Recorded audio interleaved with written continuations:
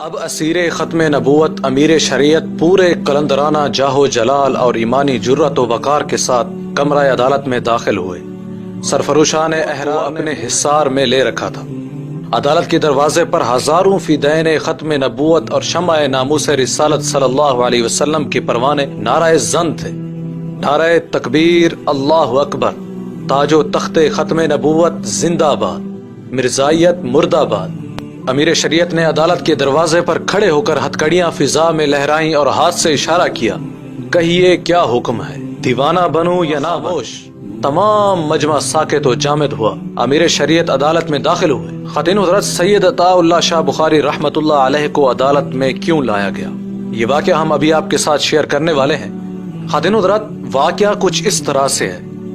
خاتون حضرت سید محمد کفیل شاہ بخاری مارکہ حق و باطل کے نام سے حضرت امیر شریعت سید عطا اللہ شاہ بخاری اور جسٹس منیر کا ایک دلچسپ اور ایمان افروز مکالمہ بیان کرتے ہیں۔ فرماتے ہیں 1953 کی تحریک ختم نبوت اپنے شباب پر پہنچ کر میل بہی اختتام تھی۔ تحریک کی قیادت اور ہزاروں کارکن جیلوں میں بند تھے۔ عدالتی تحقیقات کے لیے جسٹس منیر اور ایم آر کیانی پر مشتمل کمیشن لاہور ہائی کورٹ میں سماعت کر رہا تھا۔ خاتون حضرت جسٹس منیر متعصب قادیانی نواز تھا۔ وہ علماء کو کمرہ عدالت میں بلا بلا کر بے عزت کر رہا تھا۔ تحریک ختم نبوت کو احرار احمدی نزاع اور فسادات پنجاب کا نام دیتا تھا۔ اسلام کو موضوع بحث بنا کر علماء کا مذاق اڑا رہا تھا اور اپنے قادیانی آقاؤں اور محسنوں کو خوش کر رہا تھا۔ لیکن ایک دن وہ اپنی ہی عدالت میں پکڑا گیا۔ اس نے قید تحریک تحفظ ختم نبوت امیر شریعت سید عطا اللہ شاہ بخاری رحمۃ اللہ علیہ کو عدالت میں طلب کر لیا۔ حکومت نے بیان داخل کرانے کے لیے امیر شریعت کو سکھر جیل سے لاہور سنٹر جیل منتقل کر دیا۔ محترم ناظرین، پیشی کی تاریخ پر امیر شریعت اور ان کے قیدی رفقا کو سخت پہرہ عدالت میں لایا گیا۔ عدالتی ہرکارے نے آواز لگائی، سرکار بنام عطا اللہ شاہ بخاری۔ محترم ناظرین، اب اسیر ختم نبوت امیر شریعت پورے قلندرانہ جاہو جلال اور ایمانی جرت و وقار کے ساتھ کمرہ عدالت میں داخل ہوئے۔ سرفروشان احرار نے پورے ہائی کورٹ کو اپنے حصار میں لے رکھا تھا۔ عدالت کے دروازے پر ہزاروں فدائین ختم نبوت اور شمع ناموس رسالت صلی اللہ علیہ وسلم کے پروانے نعرہ زن تھے۔ نعرہ تکبیر، اللہ اکبر، تاج و تخت ختم نبوت زندہ باد، مرزائیت مرد آباد۔ امیر شریعت نے عدالت کے دروازے پر کھڑے ہو کر ہتھکڑیاں فضا میں لہرائیں اور ہاتھ سے اشارہ کیا، حکم ہوا خاموش۔ تمام مجمع ساکت و جامد ہوا۔ امیر شریعت عدالت میں داخل ہو گئے۔ محترم ناظرین، جسٹس منیر بغض و حسد سے بھرا ہوا، غصے سے لال پیلا، گردن تنی ہوئی اور تکبر و غرور کا پیکر بنا کرسی پر بیٹھا تھا۔ مرد مومن کے چہرے انور پر نگاہ پڑی تو اس کی آنکھیں جھک گئیں۔ جسٹس منیر دوسری مرتبہ آنکھ اٹھا کر دیکھنے کی ہمت نہ کر سکا۔ محترم ناظرین، عدالت کی کارروائی شروع ہوئی۔ امیر شریعت نے اپنا تحریری بیان عدالت میں پیش کیا۔ جسٹس منیر نے ایک نظر بیان کو دیکھا جسے اس نے منیر انکوائری رپورٹ میں شامل نہیں کیا، اور پھر اپنے مخصوص چبھتے ہوئے انداز میں سوالات کا آغاز کر دیا۔ خاتون حضرات، جسٹس منیر نے سوال کیا، ہندوستان میں اس وقت؟ امیر شریعت نے جواب دیا، سوال غیر متعلق ہے، مجھ سے پاکستان کے مسلمانوں کے بارے میں پوچھیں۔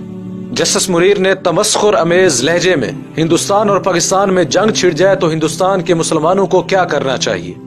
امیر شریعت نے فرمایا، ہندوستان میں علماء موجود ہیں، وہ بتائیں گے۔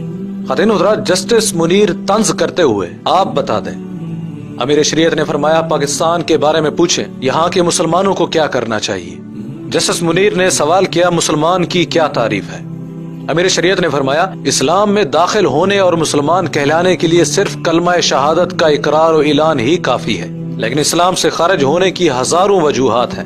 ضروریات دین میں کسی ایک کا انکار کفر کے ماں سوا کچھ نہیں۔ اللہ تعالیٰ کی صفات عالیہ میں سے کسی ایک کو بھی انسانوں میں مانا تو مشرک، قرآن کریم کی کسی ایک آیت یا جملہ کا انکار کیا تو کافر، اور نبی کریم صلی اللہ علیہ وسلم کے منصب ختم نبوت کے بعد کسی انسان کو کسی بھی حیثیت میں نبی مانا تو مرتد۔ خاتون حضرات، جسٹس منیر قادیانی وکیل کی طرف اشارہ کرتے ہوئے، ان کے بارے میں کیا خیال ہے؟ امیر شریعت نے فرمایا، خیال نہیں عقیدہ ہے جو ان کے بڑوں کے بارے میں ہے۔ محترم ناظرین، مرزائی وکیل نے سوال کیا، نبی کی کیا تعریف ہے؟ امیر شریعت نے فرمایا، میرے نزدیک اسے کم از کم ایک شریف آدمی ہونا چاہیے۔ جسٹس منیر بدتمیزی کے انداز میں، آپ نے مرزا قادیانی کو کافر کہا ہے؟ امیر شریعت نے فرمایا، میں اس سوال کا آرزو مند تھا۔ کوئی 20 برس پہلے کی بات ہے، یہی عدالت تھی جہاں آپ بیٹھے ہیں۔ یہاں chief justice mister justice Douglas Young تھے، اور جہاں مسٹر کیانی بیٹھے ہیں یہاں رائے بہادر جسٹس رام لال تھے۔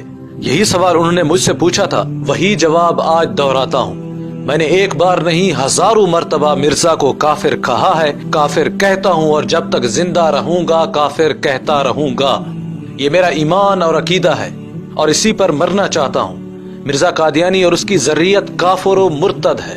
مسلمہ کذاب اور ایسے ہی دیگر جھوٹوں کو دعوی نبوت کے جرم میں قتل کیا گیا۔ محترم ناظرین، جسٹس منیر غصے سے بے قابو ہو کر دانت پیستے ہوئے، اگر غلام احمد قادیانی آپ کے سامنے یہ دعویٰ کرتا تو آپ اسے قتل کر دیتے۔ امیر شریعت نے فرمایا، میرے سامنے اب کوئی دعویٰ کر کے دیکھ لے۔ محترم ناظرین، حاضرین عدالت، نعرہ تکبیر، اللہ اکبر، ختم نبوت زندہ باد، مرزائیت مردہ آباد، کمرہ عدالت نعرے سے لرز گیا۔ جسٹس منیر نے بکلا کر کہا، توہین عدالت۔ امیر شریعت نے جلال میں آ کر فرمایا، توہین رسالت۔